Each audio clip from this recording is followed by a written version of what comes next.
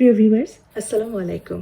আজকে শেয়ার করছি ঈদ স্পেশাল একটা সুইটস বা মিষ্টির রেসিপি। মাত্র 2 টেবিল চামচ পরিমাণ ঘি বা মাখন দিয়েই আর ঘরে থাকা সাধারণ কিছু উপকরণ দিয়েই মাত্র 15 থেকে 20 মিনিটের মধ্যেই তৈরি করে ফেলতে পারবেন এই মজাদার সুইটস রেসিপি।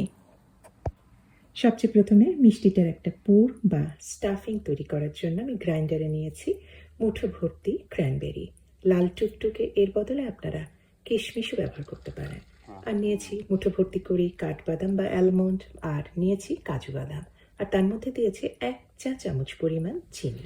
আরও দিলাম 2 চা চামচ পরিমাণ ফুল ক্রিম গুঁড়া দুধ। এখন এটাই খুব ভালোভাবে মিহি করে গ্রাইন্ডারে গ্রাইন্ড করে নিচ্ছি। গুঁড়া বাদামগুলি বাইন্ডিংয়ের জন্য আমি এর মধ্যে দিয়েছি 1 টেবিল চামচ পরিমাণ ফুল ক্রিম লিকুইড দুধ, আর এটা আমি এখন মাইক্রোওভেনে জাস্ট 2-1 মিনিটের মতো গরম করে নিচ্ছি।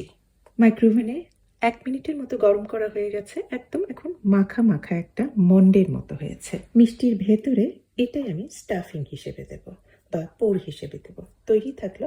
এখন আমি মিষ্টিটা তৈরি করছি। মিষ্টিটা তৈরির জন্য আমি নিয়েছি 1/2 কাপ পরিমাণ ময়দা, আর নিয়েছি 3/1 কাপ পরিমাণ সুজি। এটা মিহি বা মোটা দানার যে সুজি পাওয়া যায়, যে কোনো সুজি ব্যবহার করতে পারেন।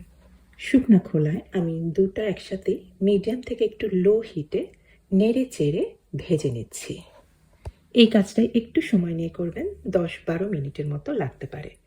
আমি বেশ কিছুক্ষণ ভেজেছি, আর এখন কিন্তু আমি একটা সুজি আর ময়দা ভাজার একটা হালকা সুগন্ধ পাচ্ছি।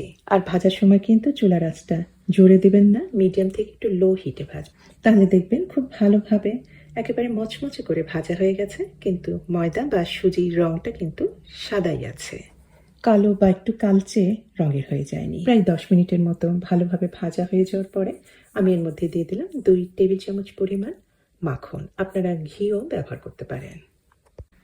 এখন মাখন দিয়ে কিছুক্ষণ ভাজবো, 2-1 মিনিটের মতো। এখন মিডিয়াম থেকে একটু হাই হিটে চুলার আঁচটা রেখেছি। 2-1 মিনিট পরে আবার দিয়ে দিলাম এখন 2 টেবিল চামচ পরিমাণ ফুল ক্রিম গুঁড়া দুধ। এই শুকনা উপকরণটা দিয়েও আবার 2-1 মিনিটের মতো ভাজবো। টোটাল আমার ভাজা হয়েছে প্রায় 15-16 মিনিটের মতো।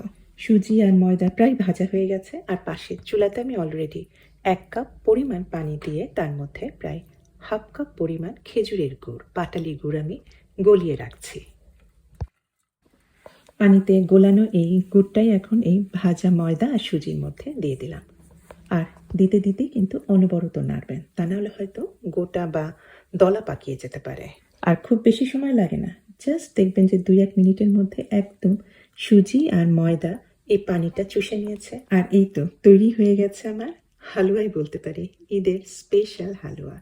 অসম্ভব নরম, মোলায়েম আর তুলতুলে। এই হালুয়া ইচ্ছা করলে আপনারা প্লেটে বসিয়ে বরফি আকারেও কাটতে পারেন, তার উপরে কিশমিশ বাদাম দিয়ে সাজিয়ে পরিবেশন করতে পারেন। তবে আমি এর ভেতরে স্টাফিং দেব বা পুর দেবো, এই কারণে ছোট একটা লেচি কেটে বলের মতো করে, সেটা বাটির মতো করে শেপে তার ভেতরে স্টাফিংটা একটা ছোট বলের মতো করে বসিয়ে দিলাম। তারপরে মুখ বন্ধ করে দিয়ে আমার একটা ছাঁচ আছে, এই ছাঁচের ভেতরে ঢুকে একটু চাপ দিলে সহজেই তৈরি হয়ে গেল মিষ্টি পুর ভরা ঈদের স্পেশাল সুইটস রেসিপিটা।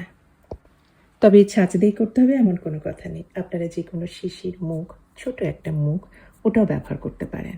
এরকমভাবে বল করে লেচি কেটে তারপরে স্টাফিংটা ভরে তারপরে মুখের মধ্যে বসিয়ে উপর করলেই দেখবেন যে সহজেই হালুয়াটা বার হয়ে আসছে। ঈদের সকালে টেবিলে যে কোণাতেই রাখেন না কেন, এই মিষ্টি সবারই চোখে পড়বে। আমাদের ট্র্যাডিশনাল ঈদের মিষ্টি সেমাই পায়েসের পাশাপাশি এই রেসিপিটাও রাখুন, সবাই প্রশংসা করবে। আশা করছি ভালো লেগেছে, আর ভালো লাগলে অনুরোধ করব অবশ্যই আমার চ্যানেলকে সাবস্ক্রাইব করে আমার চ্যানেলের সাথেই থাকবেন। তাহলে ফিরে আসছি নতুন কোনো রেসিপি নিয়ে খুব তাড়াতাড়ি। সবাই ভালো থাকবেন। আল্লাহ হাফেজ।